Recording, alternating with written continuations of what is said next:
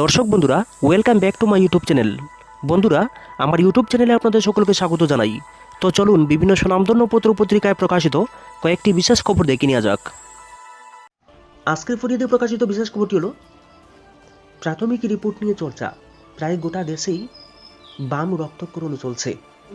কেরল বাদ দিলে সমগ্র দেশে সিপিআইএমের রক্তক্ষরণ চলছে। সংসদীয় রাজনীতির প্রেক্ষিতে সিপিআইএমের এতটা খারাপ অবস্থা দেড় দশক আগেও ছিল না। উপা প্রথম ও দ্বিতীয় সরকারের আমলে সিপিআইএম নিজের সাংসদ সংখ্যা অনেকটাই ধরে রাখতে পারলেও বড় বিপর্যয় নেমে আসে 2014 সালেই। গুজরাটের মুখ্যমন্ত্রী নরেন্দ্র মোদীকে মুখ করে বিজেপি এনডিএ টিম লড়াই করেছিল সেই বছর। বিজেপি একক শক্তি প্রমাণ করেছিল।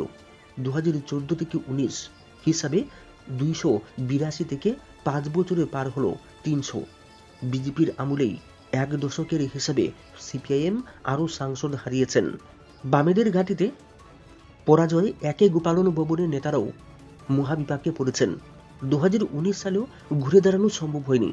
তার মধ্যে ত্রিপুরাও হাতছাড়া বিজেপির ঝড়ে। তার আগে বঙ্গকেও হারাতে হয়েছে। টানা 34 বছরের বাংলার পর 7 বছরেই টানা 25 বছরের ত্রিপুরায় বিজেপি ক্ষমতায়। বাংলায় দিদির দল সিপিআইএমের এই পরিস্থিতিতে হিসাবটা ক্রমশ শূন্য হয়ে যাচ্ছে। সিপিআইএম প্রথম উপা সরকারে ছিল, তারপর প্রত্যাহার করেছে। এরপর বিকল্প তৃতীয় শক্তি, পোশাকি নাম থার্ড ফ্রন্ট। বাম গণতান্ত্রিক ধর্মনিরপেক্ষ শক্তির উদয়ে সিপিআইএম প্রথম সারিতে ছিল। তখন প্রকাশ কারাতরা কতটা কি করতে পেরেছেন তা সবার কাছেই পরিষ্কার। একে গোপালন ভবন সিদ্ধান্ত বদল করল। কংগ্রেসের হাত ধরারও মান্যতা দিল একে গোপালন ভবন। হরকিষেণ সিং সুরজিৎ ভবনের বৈঠক থেকে সরাসরি হাত কাস্তে একসঙ্গে লড়াই করার মতোই সিদ্ধান্ত হয়েছে। কথিত আছে হালে পানি নেই সিপিআইএমের। কেরল বাদ দিলে বাংলা ও ত্রিপুরায় লড়াই সিপিআইএমের এইবারের ফলাফল কি হবে? সিপিআইএম নিজের মতো করেই রিপোর্ট নিয়েছে। সূত্র, এজেন্সি ও জনভিত্তি হয়তো রিপোর্টের মাধ্যমে হতে পারে। ত্রিপুরায় এক আসনে লড়াই করে, মানে পূর্ব ত্রিপুরা আসনে। এখানে মতার সর্বাধিনায়কের বোন বিজেপির প্রার্থী, তাকে নিয়ে অসন্তোষ ও চর্চাকে রিপোর্টে তুলে ধরল সিপিআইএম। কিন্তু পূর্ব ত্রিপুরা আসনের ভাজপার প্রার্থীর জয় পরাজয় নিয়ে সুস্পষ্ট বক্তব্য সিপিআইএম নেতারা এখন রাখেননি। গতানুগতিক আলাপে বিজেপির পরাজয় নিশ্চিত আর সিপিআইএমের জয় নিশ্চিত, এভাবেই হলো প্রাথমিক মূল্যায়ন। বাংলায় জয়েরই হিসাব সেই হাত কাস্তের হিসাবেই। বাংলায় কংগ্রেস সিপিআইএম সুন্দর সিদ্ধান্ত এসে লড়াই করছে। বিশেষ সম্প্রদায়ের ভোটকে টার্গেট আর তরুণ মুখদের ভরসা একে গোপালন ভবনের পাশাপাশি মুজাফফর আহমদ ভবনেরও। তবে এতটা সময়ের দাবিতে সিপিআইএমের হিসাব ভোটপূর্ব আবহে। প্রথম ও দ্বিতীয় পর্যায়ে ভোট সাঙ্গ হতেই কেরল নিয়েও দারুণ চর্চা সিপিআইএমের।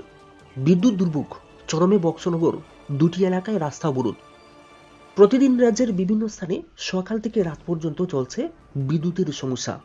রাজ্যের পাহাড় থেকে সমতল এবং গ্রাম থেকে শহর, কোথাও বিদ্যুতের হাল ভালো নয়। সৌরশক্তি এবং ইনভার্টার থাকার কারণে মানুষ কিছুটা স্বস্তি পাচ্ছেন।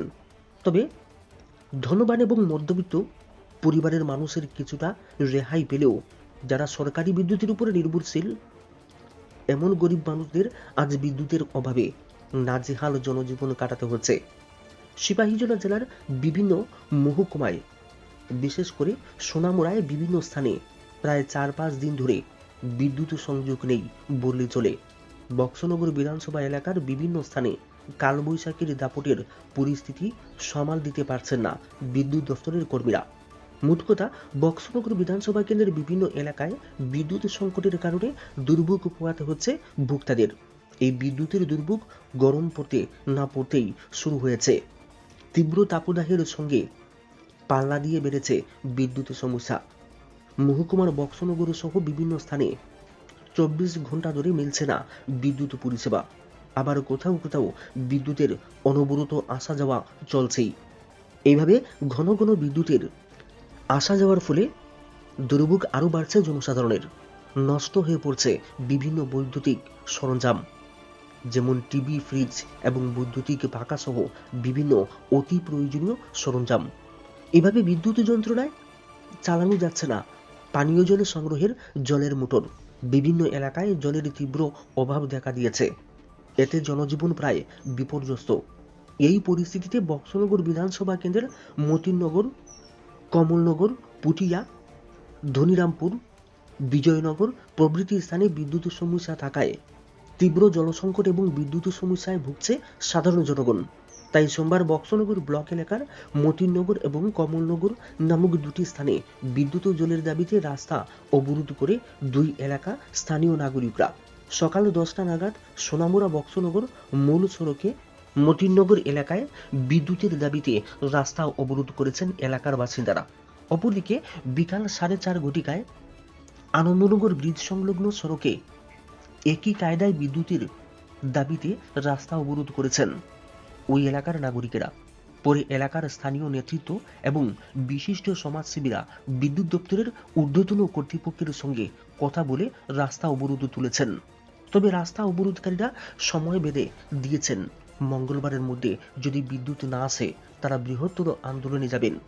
বিদ্যুৎ অফিস থেকে শুরু করে বিদ্যুৎ নিগমের মন্ত্রীর নিকট ডেপুটেশন প্রদান করবেন বলেও এলাকাবাসীরা জানিয়েছেন। এখন দেখার বিদ্যুৎ এবং জল সমস্যা কতটুকু দূর হয় এলাকাবাসীর। কোভিড টিকা দিয়ে পার্শ্ব প্রতিক্রিয়া, মামলা শুনবে সুপ্রিম কোর্ট। কোভিড টিকা কোভিশিল্ড যারা নিয়েছেন তাদের কয়েকজনের কিছু পার্শ্ব প্রতিক্রিয়া দেখা দিয়েছে, এমনই অভিযোগ উঠেছে। এই নিয়ে সুপ্রিম কোর্টে আবেদন জমা পড়েছে। সেই আবেদন শুনবে বলে জানিয়েছে সুপ্রিম কোর্ট, যদিও কবে তা জানানো হয়নি। কোভিশিল্ড টিকা তৈরি করেছিল ব্রিটিশ সংস্থা অ্যাস্ট্রাজেনেকা এবং অক্সফোর্ড বিশ্ববিদ্যালয়ে। ভারতে তা তৈরি করে বিক্রি করেছিল serum institute of India. Supreme কোর্টে আবেদনকারীদের দাবি টিকার পার্শ্ব প্রতিক্রিয়া যাচাইয়ের জন্য বিশেষজ্ঞ প্যানেল গঠন করা হোক। সুপ্রিম কোর্টের অবসরপ্রাপ্ত বিচারপতির পর্যবেক্ষণে চলবে তদন্ত। টিকা নেওয়ার পর যাদের মৃত্যু হয়েছে তাদের পরিবারকে ক্ষতিপূরণ দিক সরকার। পিটিশনে এও দাবি করা হয়েছে যে এই টিকা নিয়ে অনেকে শারীরিক ক্ষমতা হারিয়েছেন, তাদের ক্ষতিপূরণের দাবি তোলা হয়েছে। সুপ্রিম কোর্টের মুখ্য বিচারপতি ডিওয়াই চন্দ্রচূড় এখনও শুনানির দিন ধার্য করেননি। দ্রুত শুনানির আর্জিও মানা হয়নি। গত মাসে অ্যাস্ট্রাজেনেকা জানিয়েছিল তাদের তৈরি টিকার পার্শ্ব প্রতিক্রিয়া হতে পারে, তবে সম্ভাবনা কম।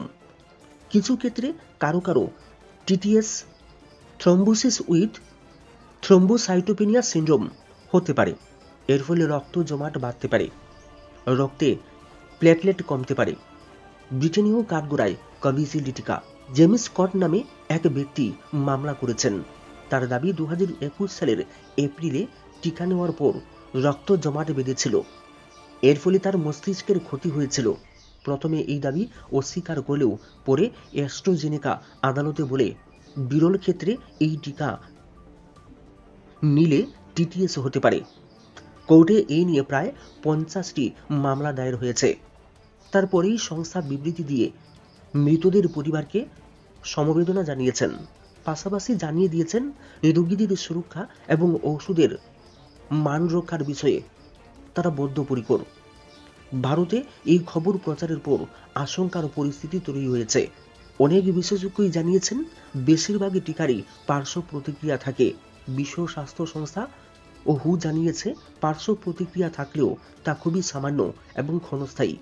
তারা এই কথাও জানিয়েছে পার্শ্ব প্রতিক্রিয়া থেকে উপকারিতা অনেক বেশি কোভিড টিকার। খালিস্তানিদের থেকে টাকা নিতেন অরবিন্দ কেজরিওয়াল। নিষিদ্ধ খালিস্তানি সংগঠন সিক্স ফর জাস্টিস এর থেকে অর্থ সাহায্য নিয়েছেন দিল্লির মুখ্যমন্ত্রী অরবিন্দ কেজরিওয়াল। এই অভিযোগে আপ নেতার বিরুদ্ধে তদন্তের সুপারিশ করেছে দিল্লির লেফটেন্যান্ট গভর্নর বি.কে. সাক্সেনা। দিল্লির লেফটেন্যান্ট গভর্নর বি.কে. সাক্সেনা ভোটের মধ্যে আপ প্রদানের বিরুদ্ধে চাঞ্চল্যকর নতুন অভিযোগে শোরগোল রাজধানীতে। অস্বস্তির দল। লেফটেন্যান্ট গভর্নর সাক্সেনা স্বরাষ্ট্র মন্ত্রককে লেখা চিঠিতে জানিয়েছেন, যেহেতু অভিযোগ খোদ মুখ্যমন্ত্রীর বিরুদ্ধে ভারতে নিষিদ্ধ সন্ত্রাসবাদী সংগঠনের থেকে কোটি কোটি ডলার নেওয়ার অভিযোগ একটি রাজনৈতিক দলের বিরুদ্ধে। ফলে অভিযুক্তের কোনো ল্যাপটপ সহ ইলেকট্রনিক ডিভাইসগুলির ফরেন্সিক পরীক্ষা করে তদন্ত হওয়া উচিত।